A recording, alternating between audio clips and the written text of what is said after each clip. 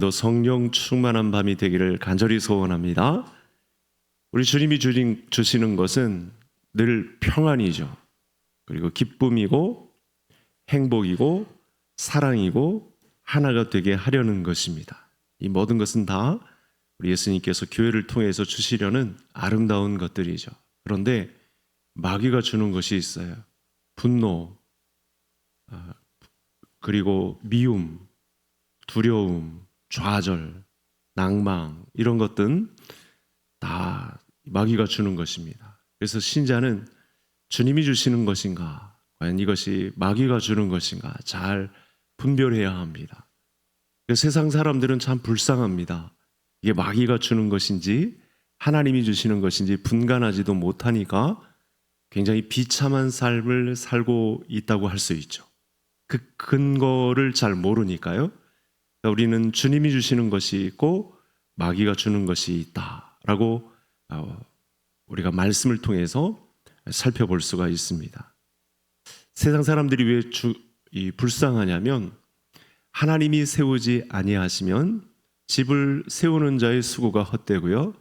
또 성을 지키는 자의 수고도 헛되다. 하나님이 지켜주시지 않으면, 하나님이 세워주시지 않으면 그 지키는 자, 세우는 자의 모든 수고가 다 헛되다. 이렇게 말씀을 주고 있습니다. 따라서 오늘 밤도 우리 하나님을 의지하는 믿음이 더 깊어지는 우리 모든 성도님들 될 수 있기를 바랍니다. 오늘 말씀을 제가 왜 보았냐면 월요일 본문입니다. 월요일 큐티 본문입니다. 17장 20절에서 37절에 있었던 월요일 큐티인데 너무 감동이 커서 이 말씀은 금요기도의 확장판으로 성도님들과 함께 더 살펴봐야 되겠다. 이런 도전은 자꾸만 되새기면서 우리가 믿음에서 떨어지지 않기를 간절히 구해야 될 아주 소중한 말씀이다. 그리고 제가 말씀을 좀 확장해서 새벽 본문보다 한 4장을 더해서 오늘 말씀을 살펴보려고 합니다. 오늘 말씀의 요지는 이렇습니다. 예수님께서 17장에서 특별히 가르치려고 하시는 것은 무엇이냐면 하나님의 나라입니다. 우리 지난 시간 말씀에서도 살펴보았습니다만 하나님의 나라는 이미 진입했다라고 하는 말씀을 드렸죠.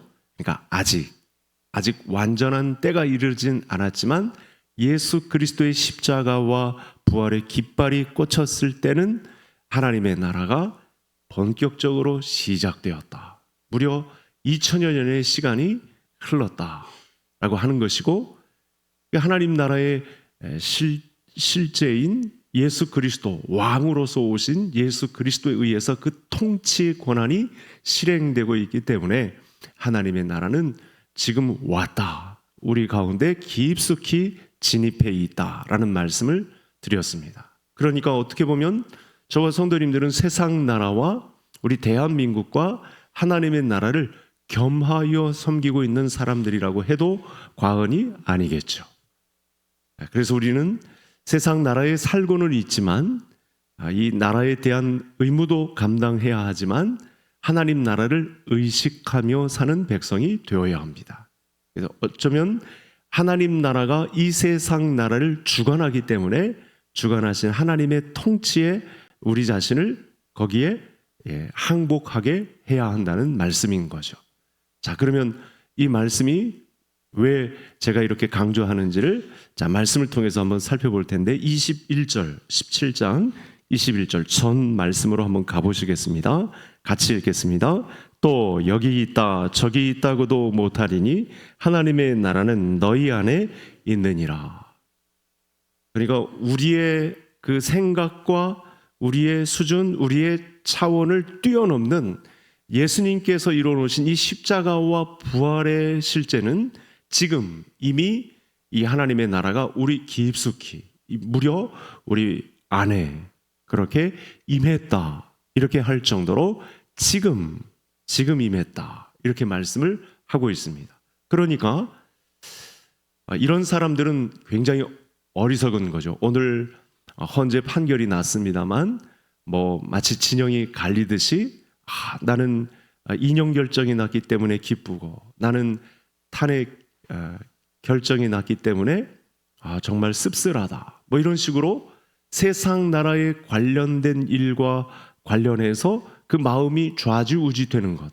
그것은 하나님 나라가 이미 임한 사실에 의한 말씀보다는 세상의 사건과 그 흐름의 풍조에 그 마음이 요동치는 것과 같아서 사실은 하나님이 원하시는 제자의 삶은 아닌 것이죠. 그야말로 큰 사건이 아닐 수는 없는데 우리가 하나님 나라 입장에서 보면 사실은 하나님 통치의 하나 작은 흔적에 불과한 사실이었던 거죠. 그렇게 보면 우리가 큰 믿음을 가지고 흔들리지 않는 믿음을 가지고 이게 마귀가 주는 것인지 주님이 주는 것인지를 분간하며 중심을 잡고 하나님 나라 백성의 삶을 살 수 있다는 말씀입니다. 그래서 많은 사람들이 하나님 나라 그러면 예수님께서 이렇게 강조하셨던 하나님 나라에 관해서 우리가 이 땅의 생을 마치고 가는 천국의 개념으로 이해를 하는 분들이 굉장히 많죠. 그래서 구원파 같은 경우는 사실은 이 땅에서의 사회적 책임에 관해서 그렇게 깊게 관여하지 않습니다. 관망하는 자세를 가지죠. 그래서 더 이상 회개할 것도 없다. 이렇게까지 가르치니까요. 굉장히 큰 문제가 있는 것입니다. 그러나 하나님 나라의 관점에서 보면 다시 정신을 차리고 최소한의 사회적 책임은 그건 밑바탕에 깔린 거고 하나님께서 이 나라에서 나를 위하여 바라보시는 관점은 무엇인가? 하나님, 예수님의 사람, 제자의 입장은 어떤 삶을 펼쳐내는 것이 합당한가? 이런 문제를 오늘 말씀을 통해서 정확하게 지도받을 수 있다는 사실입니다. 제자들은 사실 이 말씀을 하는 가운데 잘 모릅니다. 성령이 임한 그 이후에 그들은 목숨을 다해서 헌신하는 모습이 있는데 지금은 이렇게 아무리 가르쳐도 사실은 잘 모릅니다. 그래서 우리도 사실은 그런 위험성을 안고 있죠. 그래도 하나님의 말씀을 반복적으로 살펴보며 정말 예수님께서 나도 이 하나님 나라의 작은 자로서 하나님 나라 중심에 참여하게 하셨는데 그럼 나는 이 하나님 나라에 예수님께서 선포하신 이 하나님의 나라를 나에게 어떻게 적용시키며 살 것인가? 이것이 오늘 저와 성도님들의 이 말씀의 핵심이 되어야 합니다. 하나님 나라를 의식하며 살아가는 성도의 상태는 어떤 자리가 되어야 하는가? 이런 말씀이 있는 거죠. 자, 그럼 화면을 통해서 한번 도전을 직접 받아보도록 하겠습니다. 우리 18절 다 같이 한번 읽겠습니다. 이 이방인 외에는 하나님께 영광을 돌리러 온 자 없느냐 하시고, 이건 직전에 있었던 말씀인데 17장 안에 있었던 말씀인데 너무나 잘 아시죠? 10명의 한센병자가 있었는데 영광 돌리러 온 자는 10분의 1, 10명의 한 사람 딱 와서 예수님께 영광 돌리고 나머지는 입을 딱 씻습니다. 문제가 좀 있는 거죠.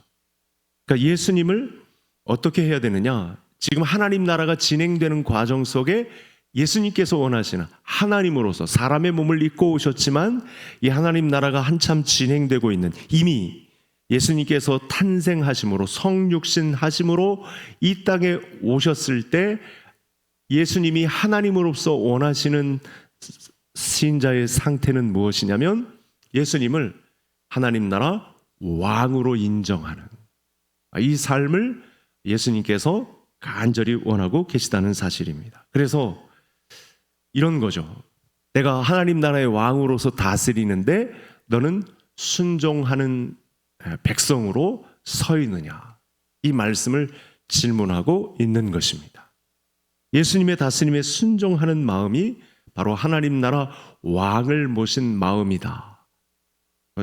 굉장히 큰 말씀인데 당장에 이 말씀을 하셨습니다. 이제 누가복음이 이제 고난주간과 종료주일, 고난주간 그리고 부활주일에 걸치면서 이제 강력한 메시지가 마무리되는데 바로 그 직전에 우리에게 지금 선포되고 있는 말씀이 되겠습니다. 예수님의 왕대심을 인정하고 그 다스리심에 순종하는 그 사람을 통해서 하나님의 나라는 이루어진다.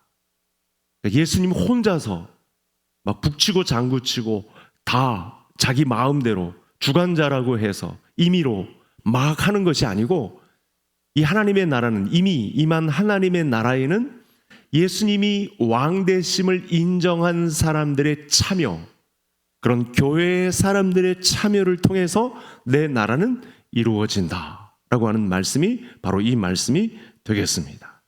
그래서 우리가 현재 이 세상에 살고 있지만 내 안에 왕 되신 예수님이 좌정하시고 그분의 통치를 인정하고 그분이 말씀하시는 바를 순종하는 사람들에 의해서 예수님과 함께 하나님의 나라는 완성된다. 예수님의 의지는 그것이고 그 순종하는 하나님 나라의 백성을 통해서 영광을 받으신다.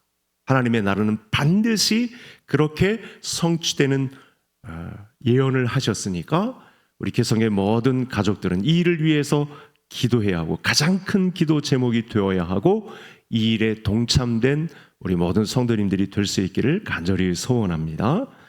하나님의 나라가 임한 사람의 두 번째 특징이 있습니다. 예수님이 지금 방금 전에 말씀하신 내용과 함께 너희들의 삶은, 하나님 나라 백성의 삶은 이런 것이다 하고 구체화시킨 말씀이 있습니다. 다음 화면을 한번 보시겠습니다. 같이 읽겠습니다.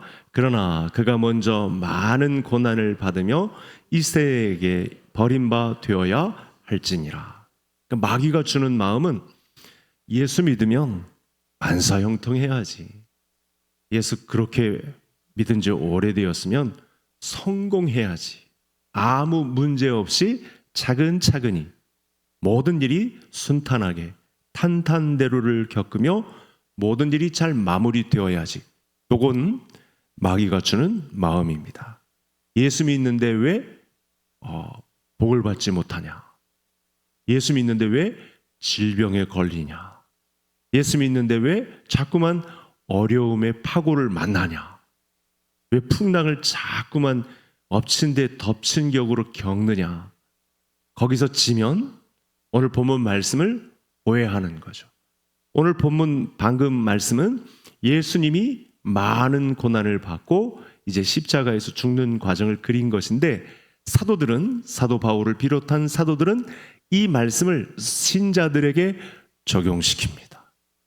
예수님의 고난이 내 고난이 된다고 성경은 가르칩니다. 그가 먼저 많은 고난을 받으며, 먼저 예수 그리스도께서 먼저 많은 고난을 받고 그를 따르는 주의 백성들도 사실은 고난으로 점철된 인생을 살게 된다. 이것이 정확하게, 여러분 저도 어떻게 보면 이 말씀을 잘 이해하지 못하고 교회를 세상 나라의 관점에서 보게 되면 예수 믿으면 만사형통합니다. 모든 일이 잘 됩니다. 복 받고 후손들도 다 잘 되고 질병도 걸리지도 않고 모든 일이 순탄하게 잘 될 겁니다. 믿으십시오. 이렇게 전할 수 있을 거예요. 실제로 그렇게 복을 빌었던 적이 있었죠. 지금도 그 늪에서 헤어나지 못하는 교회들이 있습니다. 그것이 믿음인 줄 알고 쫓아가는 성도님들도 있습니다. 그건 아닙니다. 그건 교회가 가르치는 복음이 아닙니다. 저를 한번 따라해 주시기를 바랍니다. 신자의 삶에는 고난의 흔적이 있습니다. 갈라디아서 마지막 6장을 통해 나는 예수 그리스도의 흔적을 지녔노라. 사도 바울이 그렇게 고백을 하죠. 여러분 절대 속지 마시기 바랍니다. 오늘도, 오늘까지 계속해서 내 삶을 돌아보니 고난의 연속입니까? 문제 하나 풀고 나면 또 고난이 찾아왔습니까? 겹겹이 둘러싸인 문제에 휩싸여 있습니까? 복음 안에 선 것입니다. 모든 일이 잘 풀리고 죄를 지으면서도 문제 없이, 건드림 없이 승승장구하십니까? 문제가 심각합니다. 아닙니다. 그리스도인의 삶, 신자의 삶에는 예수님의 고난의 흔적이 있다고 합니다. 그래서 하나님 나라 백성은 좀 더 나아가서 자원해서 고난받기를 자처하는 믿음도 좋습니다. 왜 고난이 없습니까? 저는 왜 이렇게 모든 일이 다 잘 풀릴까요? 죄가 있는데도 왜 하나님의 책망을 듣지 못할까요? 이건 심각한 질병입니다. 큰일입니다. 아닙니다. 그리스도인은 예수님의 고난의 흔적을 지닌 사람이고 자원해서 고난받는 자세를 실제로 가져야 하는, 이래서는 안 되겠다. 이런 고난 없는 삶 가지고 이렇게 평탄하게, 이렇게 평안하게 가는 건 아니다 라고 생각하는 것이 성경적인 신자의 하나님 나라 백성의 상태다, 이렇게 말씀을 도전하고 있는 것입니다. 우리가 세상을 살면서 넘어지지 않으면 얼마나 좋겠습니까? 우리의 바람대로 순탄하게만 흐르면 얼마나 좋겠습니까? 그런데 하나님께서는 고난에 머물게 하신다네요. 낮은 곳에 임하게 하신다네요. 그렇게 예수님께서 먼저 그 길을 가셨고 우리도 그 길을 쫓게 하신답니다. 그러니까요, 이 예수님의 고난의 흔적을 가져보지 못한 사람은 넘어져서 하나님이 하늘에 쓰인 사랑의 글씨를 절대 볼 수 없는 거죠. 자빠져 보지 못한 사람은 하나님의 사랑의 그 피 흘림을 절대로 볼 수가 없는 거죠. 그게 믿음인 줄 알고 그냥 승승장구하고 탄탄대로를 겪는 것이 잘 되는 것이다, 그런 엉뚱한 믿음을 갖게 되는 것이죠. 그러나 예수님은 오늘 본문 안에서 그렇게 말씀하지 않습니다. 위기, 아픔, 고통의 순간 먼저 고난을 받으며 이 세대에게 버림받아 되어야 할지니라.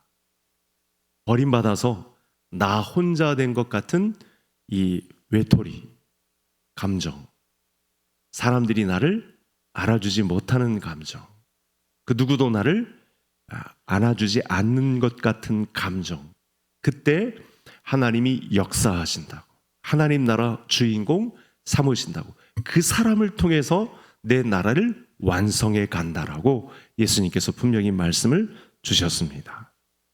많이 이미 경험을 해보셨을 것입니다. 그 바닥을 친 순간, 그 밑바닥을 친 순간 하나님의 손길이 나와 함께하고 있음을 경험한 우리 모든 성도님들 된 줄로 믿습니다. 바로 성경은 이 자리를 분명하게 우리에게 이야기하고 있습니다. 따라서 이 어두운 세상 속에 예수님의 권세가 실현되는 곳은 고난의 현장, 예수 그리스도의 십자가의 흔적을 지닌 사람, 예수님을 쫓아서 그 길을 그대로 걸은 사람, 거기서 능력이 실현되고 거기서 하나님 나라의 왕이신 통치 권한이 내게 머물게 된다. 고난의 현장에 있던 사람에게 예수님이 손길을 내밀어 그 사람과 함께 하나님의 나라를 완성해 간다. 두 번째, 신자의 이 마지막 때 이런 하나님 나라 백성의 주요한 항복의 상태가 된다는 말씀입니다.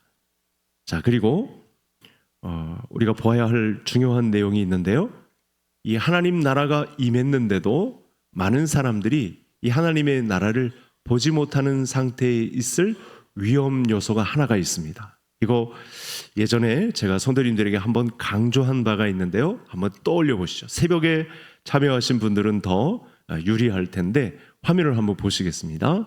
같이 한번 두 구절 27절 28절 다 같이 함께 읽겠습니다. 노아가 방주에 들어가던 날까지 사람들이 먹고 마시고 장가 들고 시집 가더니 홍수가 나서 그들을 다 멸망시켰으며 또 롯의 때와 같으리니 사람들이 먹고 마시고 사고 팔고 심고 집을 짓더니. 그러니까 이 말씀은 공통점이 있습니다. 그러니까 노아 홍수의 멸망, 소돔과 고모라의 멸망입니다. 거기서 노아는 건짐을 받고 롯도 건짐을 받는데 대부분의 사람들은 이 현상을 가지고 그게 잘하는 것인 줄 알고 거기에 심취했다가 그만 구원을 받지 못한 사람들의 상태를 이야기한 것입니다. 그러니까 27절과 28절에 나타난 말씀과 정반대의 삶을 사는 사람이 하나님 나라에 합당한 제자다, 이렇게 말씀을 주고 있는 것입니다. 왕이 되신 예수님의 통치 권한에 굴복한 사람은 이 8가지, 제가 번호를 매겼는데 이 8가지와 반대의 삶을 사는 사람이 바로 예수님의 이 하나님 나라 완성에 최종적으로 서 있는 사람이다. 이렇게 말씀을 주고 있는 것이죠. 여러분 잘 살펴보시죠. 먹고 마시고 식 그리고 장가 들고 시집 가더니 굉장히 비중이 높은 것들입니다. 그리고 사고, 팔고, 경제 활동을 해나가는 것, 심고, 농사, 직업, 노동, 땀 흘려 수고하는 일, 그리고 집을 짓더니 여러분 잘 보시면 우리 성도들의 삶 속에 굉장히 많이 강조되는 것들이 있습니다. 그러니까 일상생활의 기쁨이거든요. 여러분 오늘날만큼 일상생활의 기쁨, 소소한 행복 이런 것들을 강조하던 때가 있었나요? 웰빙 생활라고 할 만큼 얼마나 이 성도들의 이 기본적인 인권과 관련해서 일상생활을 누릴 수 있는 비밀, 여기서 8가지에서 벗어나는 게 없습니다. 내가 경제활동을 통해서 재물도 좀 모으고 집도 짓고 또 안전한 경제생활도 갖고 있고 그리고 사고 팔고 잘 먹고 자녀들 시집장가 보내고 하는 게 뭐가 문제가 있습니까? 그런데 이 8가지 행동 때문에 그때 마지막의 표상이라고 할 만큼 노아의 홍수의 때와 소돔과 고모라 때 멸망의 때에 많은 사람들이 이 일만 하다가 그만 멸망을 가져왔다는 거예요. 무슨 문제가 있을까요?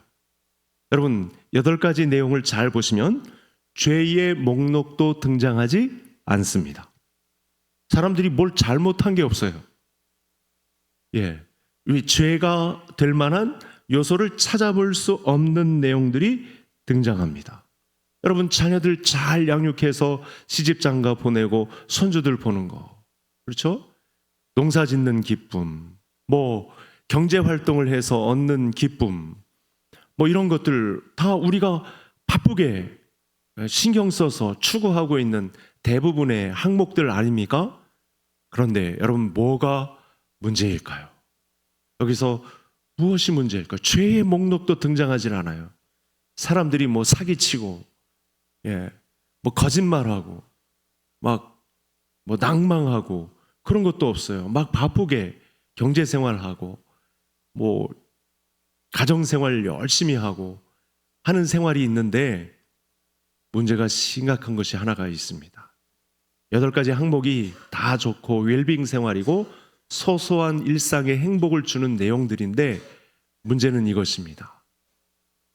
다음 화면을 한번 보시겠습니다. 마지막 화면인데 같이 읽겠습니다. 예루살렘과 온 유대와 사마리아와 땅끝까지 이르러 내 증인이 되리라. 아침부터 저녁까지 밤 시간도 투잡으로 여러 가지 일로 바쁜데 사람들이 그냥 발바닥에 땀날 정도로 열심히 뛰는데 이리 가고 오고 가고 가정생활도 철저히 내실을 기하고 자녀들도 삶에 관여하고 시집장가 잘 보내고 내 농사도 좀 짓고 경제활동도 하고 먹고 마시고 잘 하는데 문제는 사명이 없다는 사실입니다.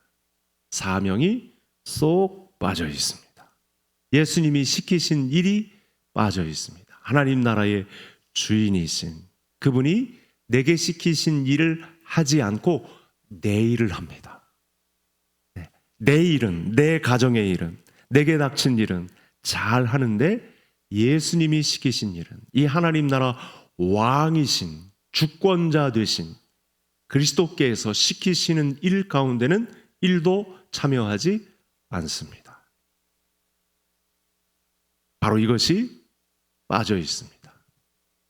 예수님의 이 복음의 증인이 되는 것, 십자가와 부활의 증인이 되는 삶은 아무 항목에도 들어가 있지 않습니다. 그저 일상생활만 펼쳐가고 있습니다. 그러니까 노아 홍수 때와 롯의 때 소돔과 고모라 사람들은 일상생활에 매몰되어 있는 거죠. 그러면서 뒤이어 나오는 말씀이 뭐죠? 롯의 처를 기억하라. 일상생활에 매몰되어 있던 롯의 처가 일상생활이 담겨있는 소돔성을 바라보다가 그만 소금 기둥이 되는 그런 처절한 결과를 만들어내죠. 말씀을 정리하겠습니다.